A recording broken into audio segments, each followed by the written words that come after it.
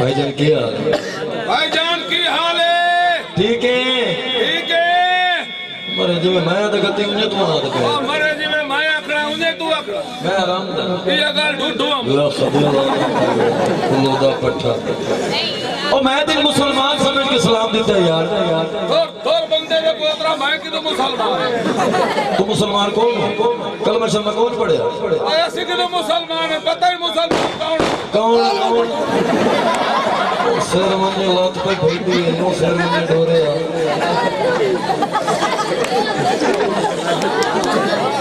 اور تو مسلمان کوئی نو تھور بندے میں پوترا گھوڑ میں مسلمان کا ستا ہے گھوڑ میں مسلمان ہو تو اور تو کیا ہے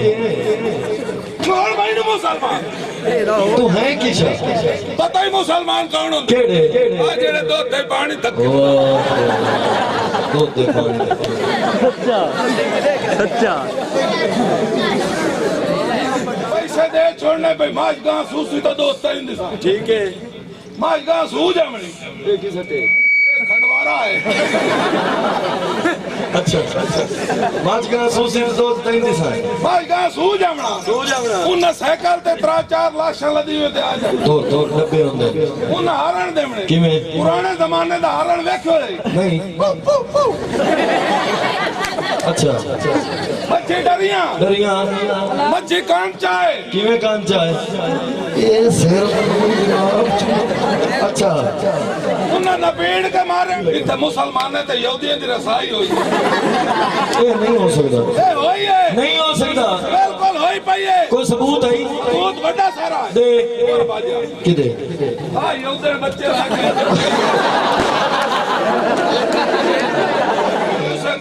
وہ کئی تھے سلوار بھی اسے تھے کیستے ہیں ہاں جتی بھی اسے تھے کسی دا نام دلا ہے ہاں جنو بہن تھے اللہ دا پٹھا گل کی ہے تو گل دا تو عورتہ چلو جمعہ ہویا تو رہ سکی تو جمعہ کیوں ساڑھے تے ڈاک لگ گیا انہوں نے دو گلہ کر کے آیا کیڑی کیڑی ایتھو گین بی بی جی ہاں لکھی تو بی بی ایتھو بی بی جی بی بی جی آپا جی آپا جی بہن جی بہن تیری اللہ دا پٹھا پرائیاں دھیاں بہن اپنی سمجھے دیا بندہ پیا میں بہن کائے نو سدنی میرا چٹا جواب ہے کیوں نو سدن دا پر میں دوئے بہنہ بنایا نا چاچا پاک گالا بھیڑی لے گیا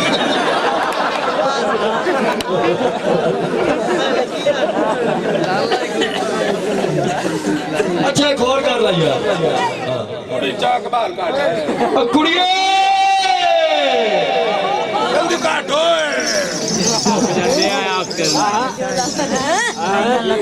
او کڑیے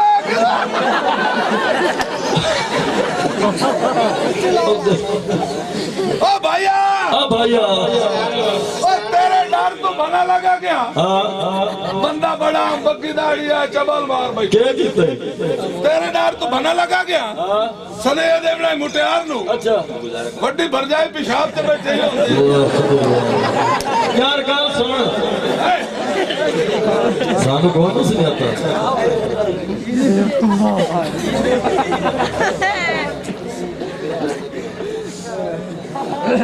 اے تھوڑا جا دھوکتے ہو یار نہیں سے آتا دست دے لاکھ لانا تو اسی بادشاہ ذرا دو بھی مار کا ہاتھ جوڑ کے پہنا ہے ایسا میرا سیاں دباشا ہوا ہے دو میں جاؤ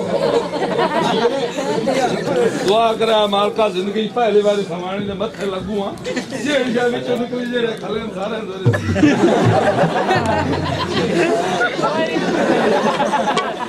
پھر بات تک بھی ضرورت پٹھا میرا جی جوئی دے چکے بسم اللہ دے ٹائم مالکہ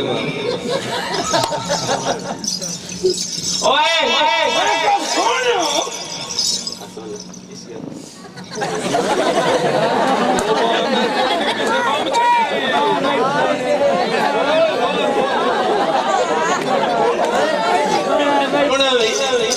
سونا آنا اور کی اجے تو کی وے دی پئی میں 5-7 دے ہو گئے میں ناتا ہی کوئی نہیں بدتمیز سونے دی نشانی ہوندی نا تو بھی تو بڑی سونی آئی لگتی پئی جینتی سچی کیڑے لمبے لمبے تیرے بال وے میں بڑے مہنگے شیمپو استعمال کردیاں میں نہ دی تے نہیں گل کی تو کہ جاتا کہ جلدی گل ہاں تو آئی تھا خبردار میں گندیاں گلاں نہیں کرنیاں کیوں کیونکہ میں حل لوی کچی پٹی 0 میٹر وہ کی وے دی ہے انٹچ کچی پٹھی 0 میٹر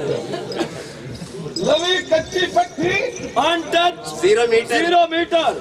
اچھا 0 میٹر کیا حالات تھوڑ کی ہے